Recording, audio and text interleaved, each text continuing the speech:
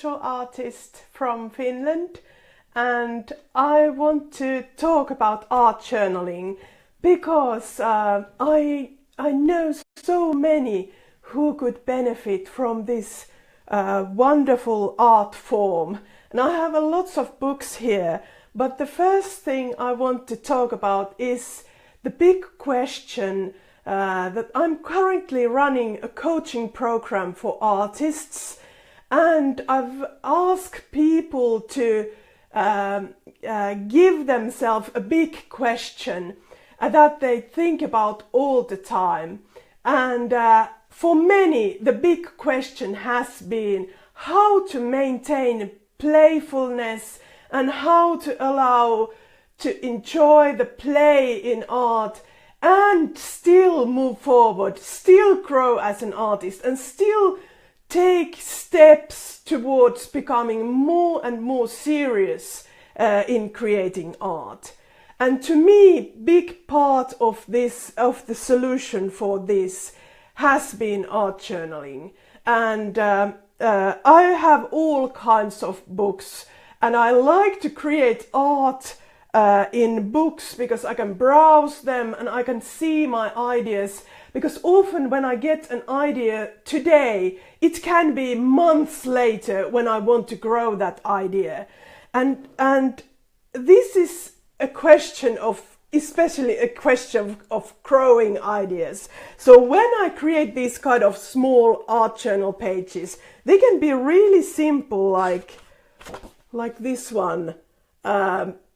Then these are just raw ideas. These are just really simple ideas that come to my mind at that moment. And I try to record them as well as I can. And sometimes these ideas are more conceptual, are more ideas that I can describe better in words. So I also have a notebook where I write a lot and draw diagrams and such. But when I record these ideas, it allows me to process them so that I have the energy to create bigger paintings too. So I'm often inspired by art history, and this is a good example. So here's an old painting, and I've created my version of it, how I could play with proportions and colors that the painting uses. And I often get really decorative, even if many of my paintings are not that decorative in nature. I can be really playful and decorative in my art journals. So when I create these pages, I can play and enjoy creating them without feeling so serious all the time.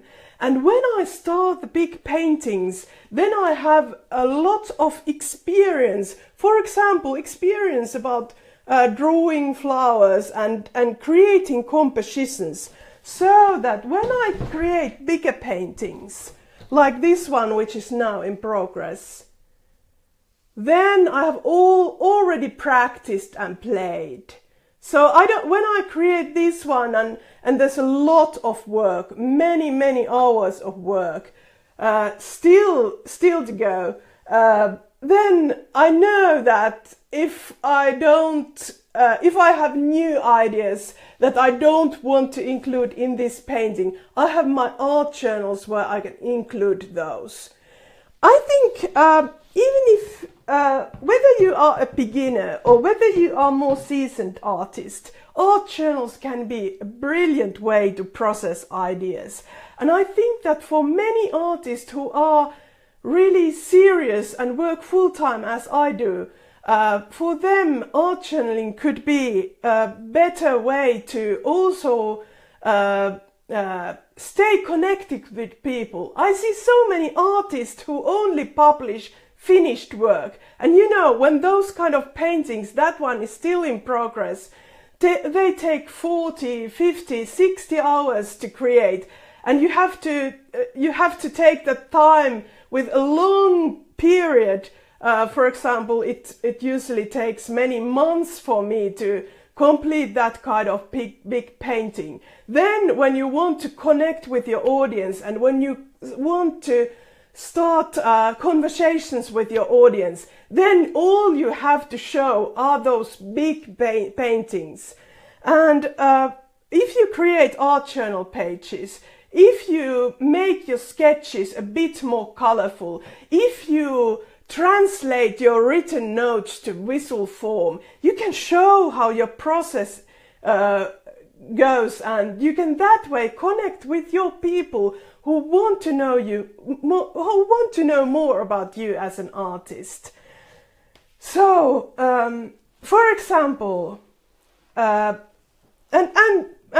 another thing, my art journals are not only these kind of small booklets. I also have bigger art journals. So when I'm processing ideas and they become bigger and bigger, then I can create bigger art journal pages. For example, this one,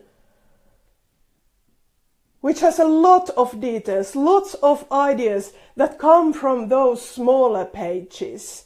And I love these Dilutions creative journals for recording my bigger ideas, and I often publish these bigger spreads in my blog, and I've also created flip-through videos of these journals, and I also like the fact that they are you can easily storage them, so I don't have big piles of work that isn't actually for sale. It's just something that I've used as part of the creative process. This way I can put really big work into really small space. So I think it's very practical. Another thing that you might see the connection with the big painting and this, how I played with the flowers and how they could be composed and how the light could come and how there could be a sense of shadowing, of shadows. So if you compare that and this one, there's the similar kind of atmosphere in both of those things. It just took about to create this took only about a couple of hours. Well, I've been painting that big painting for tens of hours. So one thing also that happens when I create these art journal pages, that is that when I start creating these, I don't have so much pressure. I don't have the pressure of, no, I have to create a masterpiece or I waste a canvas or something. I just can play with ideas that have matured, and I can experiment with brush strokes and experiment with composition and especially experiment with the atmosphere that I want to deliver. So I think that these art journals are just essential part of my creative process, and they have actually been a big part of the thing that I'm now in. I'm now a full-time artist. They have kind of led their way, because when you browse these books and when you feel these books, I can see so much so much development when I browse these pages, and I kind of like the fact that sometimes I've been really structured and organized, and I've got all kinds of simple ideas for layout and composition, and sometimes I've been more free and creative in liberated way, and sometimes I haven't got much time to finish the pages, but still I enjoy looking at this. I enjoy seeing how my creative process has developed.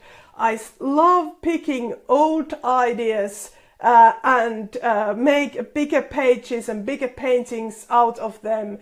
And I think this is the message for the beginner too, that if you are a beginner, then art journals can be your place where you can challenge yourself and also spend time with your inner world. I see so many people spending so much time on Pinterest and on Instagram, looking at beautiful images and dreaming about becoming an artist and dreaming about even starting art as a hobby. But you know, the moments when you spend the time alone, when you get past these few minutes of agony, and when you take the brush or pen and just let it wander on the page, then it can be something that you build from one small moment to another. For example, if you look at this page, I only created this rose one evening, and then later I continued this page.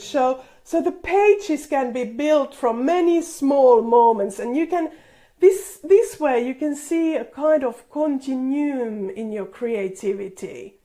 I also like to fill the journals so that they are not chronological. So I might have pages somewhere here, and then empty pages, and then again paint something there. And I like this mixed collection of pages, and I like the fact that I don't just start on page 1 and I don't have to complete one page at the same go. So sometimes, for example, in this, I've only had a few minutes, so I just put some color and enjoyed a little peaceful moment.